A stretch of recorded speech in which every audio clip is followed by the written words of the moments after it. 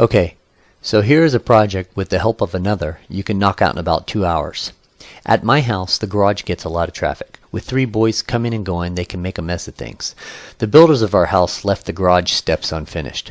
So a while ago, my wife painted the rails white to match the rest of the garage. She left the steps unpainted, and they began to show a lot of wear. So she decided to paint it all black. I offered to pull up the steps so we could use the underside of the boards. I pulled up the steps with a hammer and a crowbar and found that they seemed to be glued down and tacked with long brads from a gun. Pretty poor quality.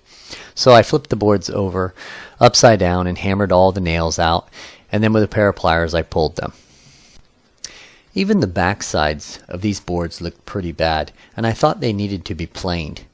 Keeping this simple, and assuming the average do-it-yourselfer does not have a planer, I broke out the sander.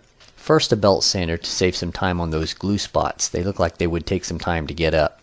Then with an orbital sander, trying to give the fresh look to the board. Okay, once I sanded, I returned them to their original position. By this time my wife had the door and the rails painted. Instead of using a brad gun, I decided to use real nails this time, and I was not too concerned if they showed or not.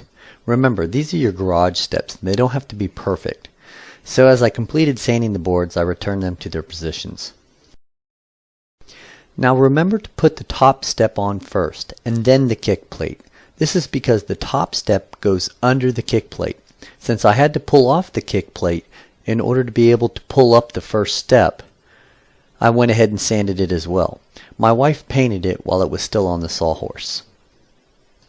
So while the kick plate is drying, I will go ahead and install the rest of the steps. With about 15 minutes in the sun, the kick plate is dry and ready to be installed. So to make this easy on me, I went ahead and grabbed my nail gun to install this last piece.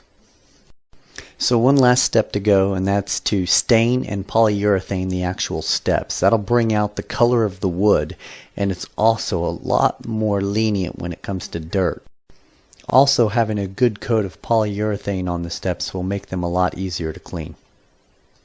I used a standard classic oak stain with the polyurethane built in.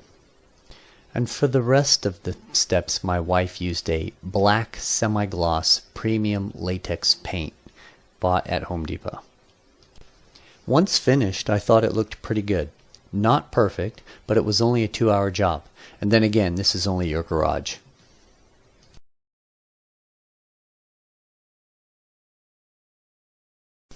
So, overall, it's a quick way to renew the look of your garage steps. Thanks for watching.